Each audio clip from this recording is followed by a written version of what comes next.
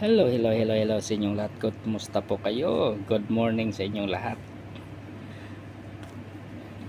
Mula sa pulang kasalanan tungo sa kaputian ng kapatawaran ng Diyos. Ayan.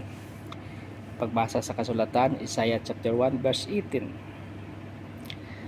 Halik kayo at kayo'y mag-usap, sabi ni Yahweh. Kahit sa kasindilim ng dugo ang inyong mga kasalanan, kahit paputiin kung gaya ng niebe, kahit na ito'y kasindulang pula, kayo'y magiging masamputi ng lada. Ang aklat ng Isaiah ay nagsimula sa pambigat na panawagan ng Diyos laban sa kasamaan ng Israel. Bagamat patuloy sila sa mga panlabas na ritual, ang kaniyang mga puso ay malayo sa Diyos.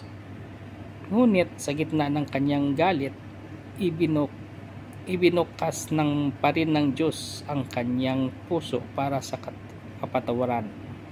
Ang Isaiah chapter 1 verse 8 ay hindi lang revoke.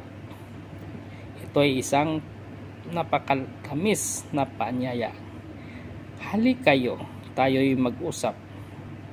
Sa panahong tila normal na ang kasalanan sa atin lipunan, nanatiling bukas ang alok ng Diyos sa kapatawaran bagong simula para sa sinumang lalapit sa Kanya ng may pagsisisi.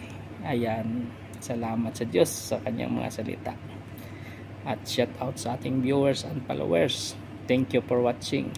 At sa ating mga kaibigan, ingat po lagi at ugaliin nating manalangin araw-araw. God bless!